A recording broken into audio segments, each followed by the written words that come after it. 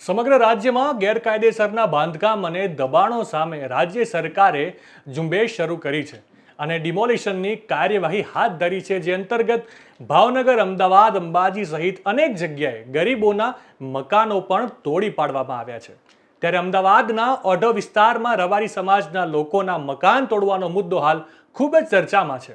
આ વિસ્તારમાં વિપક્ષના અનેક નેતાઓ મુલાકાત લઈ ગયા હતા અને મકાન તોડી પાડવા મામલે સરકાર પર આકરા પ્રહાર કર્યા હતા. ત્યારે હવે ઓઢવમાં મકાન તૂટનારા માલધારી સમાજના લોકોને મળવા જિગ્નેશ મેવાણી પણ પહોંચ્યા હતા અને જિગ્નેશ મેવાણીએ અહીં મકાન તોડવા મુદ્દે રાજ્ય સરકાર પર પ્રહારો કર્યા હતા અને પીડિતોને ગાંધીનગર ખાતે જવા માટે હુંકાર કર્યો હતો. જિગ્નેશ મેવાણીએ પીડિતોને પોલિટિકલ પ્રેશર આપવાની વાત કરી હતી. ભાજપ પર આકરા પ્રહારો કરતા શું બોલ્યા જિગ્નેશ મેવાણી, વિગતે સાંભળીએ. ગુજરાતના કોઈ પણ ખૂણે હું અને લાલજીભાઈ એ સાથે મળીને જ લડીએ છીએ અને એમણે કીધું એ પ્રમાણે હું આજે ધારાસભ્ય છું, કાલે નતો ત્યારે અને ભવિષ્યમાં નહીં હોઉં તોય આ ગરીબોની લડાઈ બહુ સ્પષ્ટ વસ્તુ છે. એવું ને એવું લાલજીભાઈનું છે. એ તો 1000% આવતી વખતે ધારાસભ્ય થવાના જ છે, પણ ના થાય અને આજે નથી એ બંને પરિસ્થિતિમાં લડે છે. હવે આ રાજકારણ વાળી વાત આપણે કાયમ માટેની સ્પષ્ટતા કરી દો. દલિત સમાજના મુદ્દે મેં બહુ વખત જોયું છે, અત્યાચારની ઘટના થાય કે જિગ્નેશ બી આવે છે અને ભાજપ વાળા 11 જણા આવતા નથી, પણ કોક દાડો આવ્યો હોય તો હું ભાજપના ધારાસભ્યોનું પણ સન્માન જળવાય એવી સમાજને અપીલ કરતો હોઉં છું કે ભાઈ આમ આપણે રોજ ફરિયાદ કરીએ, કાંઈને આપણી વચ્ચે ઊભા રહેતા નથી, આવ્યો છે એટલે ગાળો ના કાઢો. પણ રાજકારણની વાતમાં એક જ વસ્તુની બહુ સ્પષ્ટતા આપણી વચ્ચે હોવી જોઈએ. એક પક્ષ અને એક નેતા એ ઉદ્યોગપતિઓની દલાલી કરવા માટે એમની રાજનીતિ કરે અને અમે ગરીબોની રાજનીતિ કરીએ છીએ અને ડંકાની ચોટ ઉપર કરીએ છીએ. મારો વિપક્ષ તરીકે મારો ધર્મ શું, મારી શું જવાબદારી? આ ઘરો તૂટતા હોય એટલે મારે બેહી રહેવાનું?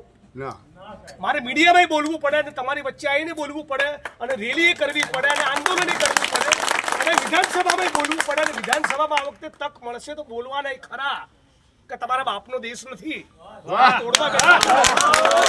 અને આવી નવી પરિસ્થિતિ ઠાકોર સમાજની કરી છે. સુભાષ બ્રિજ બરાબર, ત્યાં તો લગ્નનો માંડવો તોડી નાખ્યો. લગ્નના દિવસે જે દિવસે વરઘોડો આવવાનો હતો, હું લાલજીભાઈ બંને કહેતા, એ દિવસે આખો માંડવો તોડી નાખ્યો. અત્યારે જઈને તમે પૂછો તો હજી સુધી ત્યાં કોઈ કામ ચાલુ કર્યું નથી. અને તમારે કંઈ કામ 1 વર્ષ સુધી શરૂ નહોતું કરવાનું તો કોઈકની બારાત આવેલી હોય, કોઈની જાન આવી હોય, એનું કેટલું અપમાન તમે કરો છો. એટલે એ ત્યાં નવરા કરી કાઢ્યા. ભાવનગરમાં રબારી સમાજ, કોળી પટેલ, મુસ્લિમ, દલિત, ક્ષત્રિય સમાજ આવા 2000 ઘર તોડી રહ્યા છે. અંબાજીમાં તમે જોયું મોટાભાગનો ગરીબ વર્ગ, પણ એ ગરીબ માલધારીઓની વચ્ચે 2-5 ઘર એવા બી હતા જેની કિંમત 80 લાખ રૂપિયા થાય અને 80 લાખનું મકાન તોડી તમે પેલું કોઠા જેવું લાખ રૂપિયાનું મકાન આપવાની વાત કરો છો. આ કઈ રીતે ચાલે? એટલે મારું એ કહેવું છે કે આ બધા જ પીડિતોને વિધાનસભા ચાલુ છે એ દિવસે ચલો ગાંધીનગરનો કોલ આપીએ તો કેવું રહે? અને આખા ગુજરાતમાંથી જે લોકોએ મારો કે ભાઈ દેવ દેસાઈનો, કપિલભાઈનો કે લાલજીભાઈનો સંપર્ક નથી કર્યો, એવાય 10 જણા સુધી મેસેજ પહોંચશે, એ એમની રીતે આવશે. અને ભારતીય જનતા પાર્ટીમાંથી કોઈનું દિલ સારું હોય અને ગરીબ માટે લાગણી તો મોસ્ટ વેલકમ, તમે આવો. બરાબર, તમારા મનમાં ખોટ ના હોય તો આવો. આ તો આ ભાઈએ કીધું એ પ્રમાણે બધું નવરું કરી નાખે પછી દલાલી કરવા માટે આવું છે. બરાબર, એટલે આપણે એક જ વસ્તુ, જે પણ સરકાર વાત કરતું એ બધું લેખિતમાં આપે. અને આ તો એટલા લુચ્ચાના સરદારો છે કે લેખિતમાં આપ્યા પછી ફરી ગયા છે. ભાનુભાઈ વણકર એ પાટણની કલેક્ટર કચેરીમાં આત્મવિલોપન કર્યું.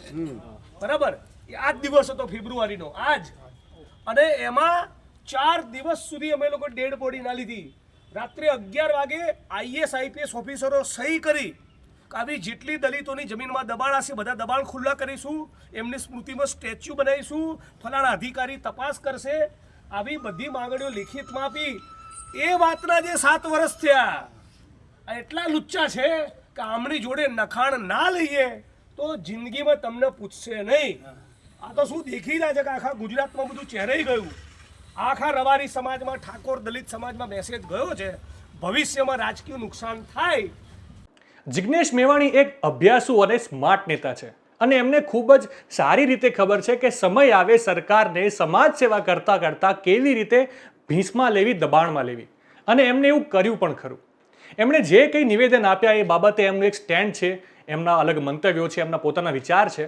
સમાજ કોઈ પણ હોય, જો લાગતું હોય કે એમને હાથો બનાવવામાં આવી રહ્યા છે, એમને રાજકીય કિન્નાખોરીનો શિકાર બનાવવામાં આવી રહ્યા છે, તો પછી સમાજની શક્તિ બતાવીને સરકારને ટકોર કરવામાં કંઈ જ ખોટું નથી. પરંતુ વિરોધ ગાંધી ચિંધ્યા માર્ગે થાય એ જરૂરી છે. નવા સમાચાર, નવી અપડેટ સાથે ફરી મળીશું. ત્યાં સુધી મને રજા આપશો. નમસ્કાર.